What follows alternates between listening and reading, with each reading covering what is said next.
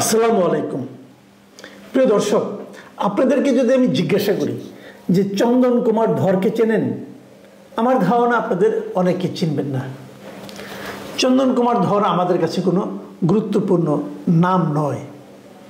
কিন্তু যদি আমি একটু ঘুরিয়ে বলি যে চিন্ময় কৃষ্ণ দাসকে চেনেন, তাহলে কিন্তু গত দুদিন ধরে যারা বিভিন্ন পত্রপত্রিকা নিউজ পড়েন অথবা দেখেন টেলিভিশন নিউজ, তারা জানবেন যে চিন্ময় কৃষ্ণ দাস একজন গুরুত্বপূর্ণ ব্যক্তি। গুরুত্বপূর্ণ ব্যক্তি এই কারণে তাকে কেন্দ্র করে এখন এদেশে নানা ধরনের আলোচনার সমালোচনার ডালপালা গজাচ্ছে, নানাজন নানা কথা বলছেন এবং খুদ ভারত তাকে কেন্দ্র করে একটা বিবৃতিও দিয়েছেন।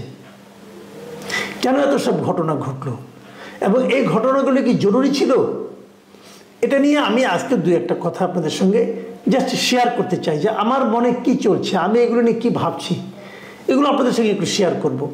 আপনারা ভাববেন, আপনাদেরও নিজস্ব নিশ্চয়ই মতামত আছে, সেগুলো আপনারা শেয়ার করলে আমরা এটা নিয়ে পরে আলোচনাও করতে পারবো।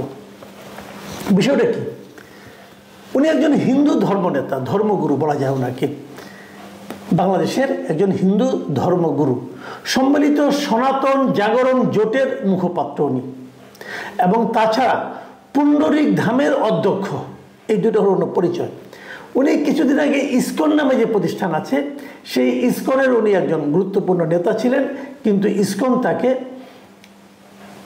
তাকে বহিষ্কার করেছে তার কর্মকাণ্ডের কারণে। কি কি কারণে সেটা আরও অনেক কাহিনী, অত কাহিনীতে যাচ্ছি না। এই চিন্ময় সাহেবকে নিয়ে বড় ঘটনাটা যেটা ঘটলো, আলোচনা যেটা ঘটেছে, সেটা সোমবার দিন উনি যখন ঢাকা থেকে চট্টগ্রাম যাচ্ছিলেন বিমানে করে, তখন এয়ারপোর্টে ওনাকে আটক করা হয়। আটক করা হয় কেন? ওনার বিরুদ্ধে একটা রাষ্ট্রবিরোধী মামলা আছে, সেই মামলার কথা বলি।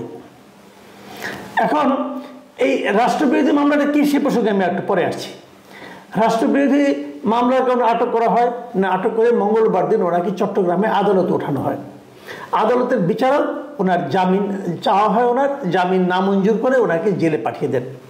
যখন ওনাকে জেলে পাঠিয়ে দেওয়ার রায় দেন, তখন যখন ওনাকে প্রিজন ভ্যানে করে জেলের দিকে নিয়ে যাওয়া হচ্ছিল, তখন সামনে ওখানে ওনার ভক্ত, ওনার অনুসারী অথবা অনেকেই কারা ছিল, সবাই তো নিজের নামটা ওখানে বলে দেয়নি, তো প্রচুর লোক এটা নিয়ে নানা রকম হট্টগোল হয়, বাধা দেওয়ার চেষ্টা করে, মারামারি হয়, এবং এই মারামারির এক পর্যায়ে আদালত প্রাঙ্গণে ওখানে একজন আইনজীবীকে কুপিয়ে হত্যাও করা হয়।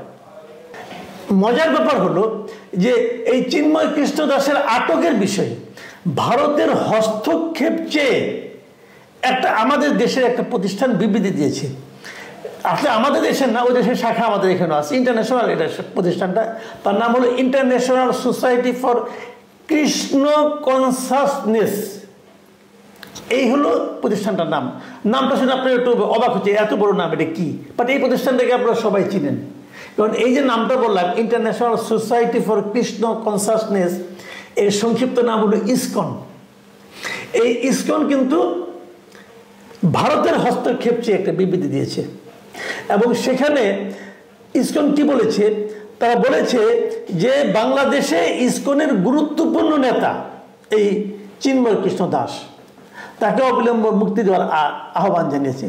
মজার ব্যাপার হলো এই তারা বিবৃতি দিয়েছে যখন, মানে সোমবার, এর আগে এই মাসের নভেম্বর মাসের 8 তারিখে তারা কিন্তু একটা সংবাদ সম্মেলন করে, ইসকন একটা সংবাদ সম্মেলন করে চিন্ময় কৃষ্ণ দাসকে ইসকনের যাবতীয় কার্যক্রম থেকে অব্যাহতি দিয়েছিল।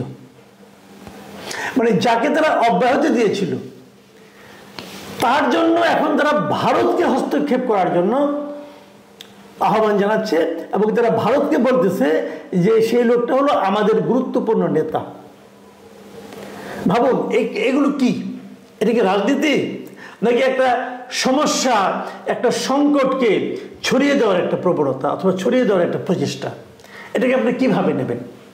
মজার ব্যাপার হলো এই ইসকনের যে আহ্বান, এই আহ্বানে কিনা জানি না, ভারত কিন্তু সাড়া দিয়েছে।